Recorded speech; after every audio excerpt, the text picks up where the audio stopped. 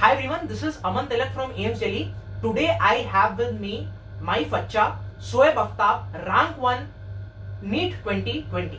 दोस्तों आज की वीडियो में हम लोग शोएब आफ्ताब की ऐसी अनकही कहानी सुनेंगे जो कि आप सुनकर आपको मोटिवेशन तो आएगा ही, प्रेरणा मिलेगी, लेकिन उसके साथ चीजें भी समझ में आएंगी, रियलिटी भी समझ आएगी। So Shoaib Aftab, welcome to our channel. Thank you. So Shoaib, मुझे पहले ये बताओ कि एम्स में जहां तक मेरे को आइडिया है, दो किस्म के लोग हैं। पहले वो जो कि क्लास 6 या 9 से प्रिपरेशन स्टार्ट कर रहे हैं, दूसरे वो जो कि क्लास 11 से प्रिपरेशन स्टार्ट कर रहे हैं। तुम कौन से? मैंने अपनी प्रिपरेशन क्लास 11 से ही स्टार्ट करी थी, और इनफैक्ट मतलब 11 से पहले तो मेरे को ये भी नहीं पता था कि एम्स का अलग एग्जाम होता है, जिपमर का अलग एग्जाम होता है। मतलब मेरे को बिल्कुल भी नॉलेज नहीं था। बस मैं कोटा चला गया और बस अगेन न्यूज़पेपर एड्स में देखता था जो भी कोचिंग, तो मेरे को पता था कि कोटा में कोचिंग होती है नीट की। तो बस मेरे को इतना सा बेसिक आइडिया था। मेरे कुछ वहाँ के सीनियर्स ने भी बोला कि चले जाओ कोटा, तो मैं बस चला गया। बस मेरे को कोई आइडिया नहीं था, और फिर मेरे को यहाँ आके पता लगा कि हाँ इतनी सारी चीज़ें हो। क्लास 10 तक कोई भी जैसे ओलंपियाड्स होते थे, उसमें कभी तुम्हारी बहुत अच्छी रैंक आई? मतलब ओलंपियाड से मेरी परफॉर्मेंस, जैसे एनटीएससी हुआ था पहले, तो एनटीएससी में मेरा स्टेज 1 भी क्लियर नहीं हुआ था। इनफैक्ट मेरे को याद है आई गेस अराउंड 200 मार्क्स का होता है, और जो कट ऑफ था हमारे स्टेट का अराउंड 120 के आसपास गया था, और उसमें मेरी बस 76 मार्क्स आई थी। अच्छा, तो मतलब 40% आई, और 40% नंबर भी नहीं आया, मतलब बहुत कम आई थी। तो उससे मेरे को पहले से जब मैं कोटा गया, मेरे बिल्कुल भी एक्सपेक्टेशंस नहीं थे। मतलब इनफैक्ट जब मैं कोटा गया तो मेरे को काउंसलिंग वालों ने बताया कि 550 आपको स्कोर करने होते सिलेक्शन के लिए। तो मेरे को लगता था कि यार 550 मतलब मैं कैसे स्कोर करूंगा, मतलब 550 तो बहुत ज्यादा है। राइट। तो ये बताओ मुझे, जैसे क्लास 11th में आए, तुम्हारा क्या सपना था? एम्स दिल्ली सपना था या फिर क्या सपना था एक्चुअली? जब मैं क्लास 11th में आया, मतलब मेरे को बिल्कुल भी एम्स दिल्ली तो छोड़ो, मतलब सब बस नाम कह रहे थे कि हाँ एम्स दिल्ली है। और मेरे को लगता था कि कोई सा भी कॉलेज मिल जाए, गवर्नमेंट मेडिकल कॉलेज ओडिशा का, मतलब मैं ओडिशा से ही था, तो मेरे को लगता था कोई सा भी, मतलब कटक का एससीबी है, उसका ही नाम सुना है मतलब ज़्यादा, तो मेरे को लगता था हाँ चलो उसमें मिल जाए। मैं इनफैक्ट मतलब सोचता भी उसी लेवल पे था कि हाँ चलो मैं ऐसे जाऊँगा college, SCB medical college Cuttack, तो ऐसे मतलब स्टेट तक सोचा था, इतने दूर का तो कभी नहीं सोचा। राइट। अब मुझे ये बताओ कि क्लास 11 में जब तुमने प्रिपरेशन स्टार्ट की, ठीक है, अपनी कोचिंग में तुम अच्छे से पढ़ रहे थे, जो पढ़ाया जा रहा था उसको फॉलो कर रहे थे। अब जो मॉक टेस्ट हुए 720 मार्क्स से फुल मॉक टेस्ट, उसमें तुम्हारे कितने नंबर आ रहे थे स्टार्टिंग में? स्टार्टिंग जब हुई, जो पहला टेस्ट हुआ था, तो वो बहुत इजी था, सिलेबस भी बहुत कम था, तो उसमें मेरे अच्छे नंबर आ गए थे। अराउंड 676 मैंने स्कोर किया था, और मेरे जो फेज में अराउंड 1000 बच्चे थे, उसमें मेरी 19th रैंक आई थी। अच्छा ये बताओ मुझे, तुम जैसे क्लासरूम में थे वहां पर, है ना, तो क्या तुम टॉपर बैचेस में थे, या फिर क्योंकि तुम्हारा हिस्ट्री रही नहीं थी ओलंपियाड या फिर कोई क्रैक करने वाली बहुत ज्यादा, तो या फिर तुम नॉर्मल बैच में थे? What were you in English? मतलब मैं नॉर्मल बैच में था। टॉपर बैच यानी जो एडवांस बैच चलती है, जो बच्चे बहुत अच्छा टैलेंट टेक्स में स्कोर करते हैं, या फिर जो 9 से पढ़ रहे हैं, उनके अलग बैच होती थी। बट मैं एकदम नॉर्मल से बैच में था, जिसमें एकदम जो अभी आए थे, मतलब कोई इसमें स्पेशल कंसिडरेशन थी नहीं। Okay fine. सो तुम्हारे पहले मार्क्स उसमें आए 676। जब इतने नंबर आए तो तुम्हें क्या लग रहा था? इसके बाद तुम्हारे जो पहला टेस्ट यार सबका अच्छा आया था, आई एम श्योर आप लोग भी यार किसी भी कोचिंग में देते हो 550 के ऊपर ही ज्यादातर लोगों के नंबर देखे होंगे तुमने, है ना, उसमें पहले टेस्ट। उसके बाद तुम्हारे स्टेबलाइज जब नंबर हुए, है ना, 2 महीने 3 महीने में, तो कितने आसपास नंबर आ रहे हैं? उसके बाद एज एक्सपेक्टेड मेरे नंबर थोड़े गिर गए, और अराउंड 640 के आसपास आ रहे थे, और रैंक भी वही, कभी टॉप 20 में रहती थी, कभी टॉप 20 के बाहर। मतलब फर्स्ट तो खैर थी नहीं कभी, बट हाँ कभी टॉप 20 के अंदर, फिर कभी टॉप 20 के बाहर। तो इस चक्कर में क्या, एक एसआरजी एक बैच बनता है जो लगातार 3 टेस्ट में टॉप 10 में आने से बन जाती है, और तो जो स्टूडेंट्स लगातार 3 टेस्ट में टॉप 10 में आ रहे हैं उनको ले लिया जाता है। तो मेरा उसमें भी नहीं हो पा रहा था, और ये सिलेक्ट हुआ, जैसे मैं अप्रैल में मैं कोचिंग के लिए गया था, और ये अराउंड जून जुलाई तक सिलेक्ट हो जाता है। तो मेरा उसमें हो ही नहीं रहा था। मतलब मैं बहुत ट्राई करता था कि लगातार 3 टेस्ट में मेरा अच्छे आ जाए, लेकिन कभी हो ही नहीं पा रहा था। और इनफैक्ट बहुत देर, अराउंड नवंबर में जाके मतलब फॉर्चुनेटली मेरे 3 टेस्ट में आ गए टॉप 10 में, और फिर मैं नवंबर में सिलेक्ट हो गया। तो दोस्तों सुन रहे हो आप, रैंक 1 2020 शोएब खुद बोल रहा है आज तक उसके पूरे स्टार्टिंग के 6 महीने में कभी भी रैंक 1 छोड़ो टॉप 10 में भी नहीं आया था अपनी कोचिंग में। और जब तुम्हारे 640 नंबर आते थे ठीक है, 700 तो दूर की बात, जब 650 से भी कम, 640 600 इस नंबर पे देता हूँ, तुम्हें क्या लगता था कि तुम्हारी नीट में क्या रैंक आएगी? मतलब तब इतना सोच के चलता था कि हाँ चलो टॉप 1000 में मोस्ट प्रोबेबली हो सकता है, अगर मैं धीरे धीरे इंप्रूवमेंट करता रहूँ, टॉप 1000 या टॉप 1500 एटलीस्ट, मैं इतना टारगेट करके चलता था। ठीक है, अब मुझे ये बताओ कि तुम अब प्रिपरेशन कर रहे थे अच्छे से, कब तुम्हें एम्स दिल्ली का ख्वाब जागा? ख्वाब तो मतलब लास्ट तक भी मतलब जागा नहीं था, मतलब खैर ख्वाब तो था। जैसे अगर मैं 12th में आ गया तो मेरी 1-2 बार आ गई थी 700 के आसपास मार्क्स, तो मेरे को लगता था कि हाँ चलो शायद मेरा एम्स दिल्ली हो सकता है, बट मतलब लास्ट तक मैंने इतना ज्यादा एक्सपेक्ट नहीं किया था खुद से। और इनफैक्ट नीट एग्जाम देने के बाद भी मेरे को ये लग रहा था कि हाँ शायद टॉप 100 में ही आएगी, अराउंड 700 या 690, इतना मैं मान के चल रहा था मार्क्स के टर्म्स में। राइट। सो देखो दोस्तों, यही मैं भी आपको पहले से ही बता के चलता हूँ कि यार आप लोग नीचे कमेंट में लिखते हो एम्स दिल्ली, ठीक है, आपको मैं एम्स दिल्ली के टॉप रैंकर 720 में 720 जिसने लाए हैं उससे मैं बात करके आपको समझा रहा हूँ कि वो खुद बोल रहा है ये बात कि उसके खुद यार टॉप ऐसे नंबर में नहीं आते थे, 700 नंबर दूर की बात 650 भी स्टार्टिंग में नहीं आते थे, लेकिन उसने इंप्रूव किया over a period of time, and उसके बाद उसको you know what is the result, है ना। सो कहा जाता है कि work in silence and let your success make the noise, and that is what Shoaib has successfully done. अब शोएब, तुम मुझे सारे जो नीट एस्पिरेंट्स देख रहे हो उनके लिए 3 ऐसे सजेशन बताओ, लास्ट का 20 दिन रह गया है नीट 21 के लिए, कोई ऐसे 3 सजेशन बताओ जो इन लोग के लिए बेनिफिशियल रहेंगे, और एक रियलिटी, कोई भी हवा में बातें नहीं करनी है, एकदम to the point reality suggestion दें।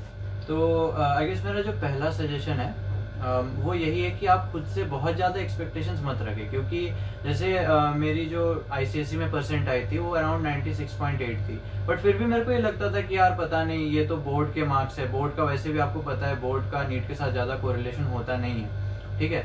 तो यही पॉइंट था मेरा भी, और मेरे माइंड में भी ये था कि हमेशा जब स्टार्ट करे तो एज ए बिगिनर स्टार्ट करे, कभी ये नहीं सोच के चले कि यार मैं तो स्कूल में टॉपर था और मेरे इसमें क्यों मार्क्स कम आ रहे हैं, मैं तो इतना डिजर्व नहीं करता। उस चक्कर में अगर जब आप खुद से बहुत ज्यादा एक्सपेक्टेशंस रखते हो ना, तो फिर अगर आपके मार्क्स थोड़ी बहुत गिर जाती है तो आप बहुत ज्यादा डिप्रेस हो सकते हो। मेरे साथ ये हमेशा कभी नहीं होती थी, मतलब कभी मेरे मार्क्स गिर भी जाते थे तो मैं कोशिश करता था कि यार नहीं चलो, मेरे तो मतलब एक्सपेक्टेशन थी नहीं।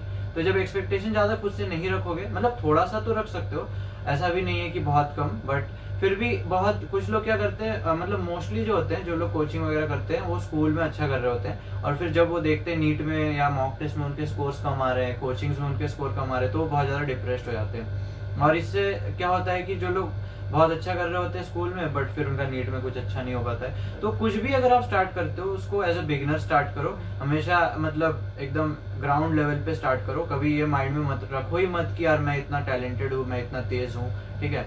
और जो दूसरा जो सजेशन है वो ये है कि आप हमेशा एक एनालिटिकल माइंड लेकर चलो। कुछ भी हो, आपसे एक गलती हो गई, उससे भी एक एनालिसिस निकालो कि हाँ यार मेरे से ये गलती हुई तो क्यों हुई, और इसको मैं कैसे इम्प्रूव कर सकता हूँ। तो मैं हर एक मॉक टेस्ट के बाद मॉक टेस्ट के एनालिसिस तो बहुत अच्छे से करता ही था, साथ में मेरे को ये पता था कि जैसे जब मैं अच्छा स्कोर कर रहा था लास्ट में, मतलब अराउंड 12th के लास्ट में, जब मेरे को लग रहा था कि हाँ मतलब मेरी कोचिंग में टॉप 100 में आ रही थी जब, तो मेरे को पता था कि यार टॉप 100 कोचिंग हो चाहे नीट के स्टूडेंट्स हो, अराउंड टॉप 500 अगर आप नीट के स्टूडेंट्स को भी देखोगे तो जो माइंड का लेवल है, जो प्रिपरेशन का लेवल, आई थिंक सबका सेम ही होता है, मतलब ऑलमोस्ट सेम होता है।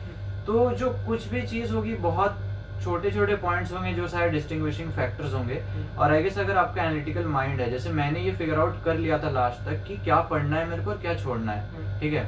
मतलब जैसे कि अगर आप प्रीवियस ईयर क्वेश्चंस को, मैं बहुत एनालाइज करता था, मतलब प्रीवियस ईयर क्वेश्चंस को मैं हर एक क्वेश्चन के बारे में सोचता था कि हाँ यार ये प्रीवियस ईयर क्वेश्चन इस साल आया, और इससे पहले ये इस साल आया था, इतना ज्यादा इसमें वेरिएशन आया और इसमें ये चेंजेस हुए हैं, ठीक है। तो जैसे मैंने 19 का पेपर देख के मेरे को ये लग गया था कि यार जो अच्छे क्वेश्चंस है इनऑर्गेनिक केमिस्ट्री में, जैसे मेरे को लग गया था कि यार वो ब्लॉक केमिस्ट्री जो है उसमें काफी अच्छे क्वेश्चंस बन रहे हैं और वो सीधे एनसीईआरटी से बन रहे हैं। तो इसलिए मैंने क्या किया, ब्लॉक केमिस्ट्री को एकदम बायो की तरह पढ़ लिया। बायो में जैसे हम एनसीईआरटी एकदम एक एक लाइन पढ़ लेते हैं ना, तो वैसे मैंने इनऑर्गेनिक केमिस्ट्री में भी ब्लॉक केमिस्ट्री को एकदम लाइन से पढ़ लिया। फिर ऑर्गेनिक में आपने देखा होगा कुछ थ्योरेटिकल टॉपिक्स है जिसमें से क्वेश्चन आ रहे हैं, जैसे इस साल क्वालिटेटिव एंड क्वांटिटेटिव एनालिसिस पे आ गया था क्वेश्चन, ठीक है। तो ये सब जो चीजें हैं ये सब एनालिसिस से आपको पता लग जाएगी। तो मैंने वही प्रीवियस ईयर क्वेश्चंस का एनालाइज किया था, तो मेरे को पता था कि हाँ यार इन टॉपिक्स में से क्वेश्चंस आ रहे हैं और इन टॉपिक को मेरे को पढ़ना है, और ये जो टॉपिक्स है ये उतने इंपॉर्टेंट नहीं है, तो लास्ट में अगर मैं इनको रिविजन नहीं भी करता हूँ तो चलेगी। राइट। सो पहला तुम्हारा सजेशन हो गया, बहुत ज्यादा अपने से एक्सपेक्टेशन ना रखें, पढ़ते रहें और एक्सपेक्टेशन लो रखें और अपना हार्डवर्क मेन करें, ठीक है। दूसरा जो तुमने बोला कि एनालिसिस करना इंपॉर्टेंट है, आपको पता होना चाहिए आप कुछ भी पढ़ रहे हो तो क्यों पढ़ रहे हो, और जैसा तुमने बताया यार कि एस ब्लॉक भी जो है और जो अभी इनऑर्गेनिक में भी क्वेश्चंस आए है ना, आपका एक एनालिटिकल माइंड होना चाहिए उन तक को सॉल्व करने के लिए, ठीक। तीसरा कौन सा सजेशन देना चाहोगे नीट एस्पिरेंट्स के लिए? तीसरा मेरा सजेशन मैं मानना चाहूंगा कि यार इसमें मैं थोड़ा सा तीसरा सजेशन दोस्तों साथ में मैं देना चाहूंगा इसके, कि यार आप लोग नीचे कमेंट में लिखोगे कि आई वांट एम्स दिल्ली, और उस एक कमेंट पे दोस्तों आई एम श्योर 400 से 500 लाइक्स भी आ जाएंगे। The fact is, the reality is 50 seat, ठीक है। सो तुम्हें क्या लगता है कि देखो तुम्हारे ऑनेस्ट बात करते हैं, एकदम टू द ऑनेस्ट एकदम बात करते हैं, ये फर्स्ट टाइम बात कर रहा है ये बात है ना, 720 नंबर आए तुम्हारे नीट 2020 में, ठीक है। ये बताओ तुम्हारी प्रिपरेशन कितने की थी? प्रिपरेशन के अकॉर्डिंग तो मैंने अराउंड 670 प्लस ही एक्सपेक्ट किया था बस। क्या ऐसा हो सकता था कि उस दिन नीट में तुम्हारे 671 रह जाते नंबर? हाँ डेफिनेटली हो सकता था। और क्या ऐसा भी हो सकता था कि एम्स दिल्ली का दोस्तों कट ऑफ जनरल का 705 गया था, ऐसा हो सकता था कि तुम्हारे 700 नंबर रह जाते? हाँ डेफिनेटली 700। उसी पेपर में भी ऐसा हो सकता था कि अगर तुम अच्छे से दिमाग लगा के नहीं देते या फिर कुछ सिली मिस्टेक हो जाती, हाँ हो सकता था उसी पेपर में हो सकता था। मतलब इनफैक्ट कुछ क्वेश्चंस तो ऐसे थे जो मैंने लास्ट तक छोड़ रखे थे और मेरे को डाउट था कि हाँ ये नहीं ये, और ऑलमोस्ट 50-50 पे भी मैंने कुछ क्वेश्चंस किए कि हाँ यार चलो इसमें ये लगा देता हूँ। इंट्यूशन से भी 1 या 2 क्वेश्चंस मैंने किए। अब आप खुद सुन लो दोस्तों, 720 नंबर, खुद ये एक्सेप्ट कर रहा है फैक्ट, इसको नहीं पता था कि यार इसके 700 नंबर के ऊपर भी आएंगे, और इसने खुद कुछ क्वेश्चंस में तुक्के भी लगाए। इंटेलिजेंट गेस कहते हैं उसको तुक्का नहीं कहते, इंटेलिजेंट गेस। आपने 2 रूल आउट कर लिए तो बाकी 2 में आपने एक इंटेलिजेंट गेस लिया, है ना। So that is what I tell you, top 500 students दोस्तों, है ना, मैं कहूंगा एक ही लेवल पर है। अब वो आपका दिन है और एक लक फैक्टर है आज की डेट में कि आपके भाई 671 नंबर आ रहे हैं या 715 720 आ रहे हैं, ठीक है। सोएब अगर तुम किसी और दिन नीट दिए होते तो ऐसा हो सकता था तुम्हारा एम्स में नहीं होता? डेफिनेटली हो सकता था। मतलब ऐसा तो कभी मान, मैं रैंक 1 की बात नहीं कर रहा दोस्तों, मैं कह रहा हूँ टॉप 50 में भी नहीं होता। एम्स दिल्ली का मतलब टॉप 50 में भी नहीं होता, इसके 705 भी नहीं आते, राइट।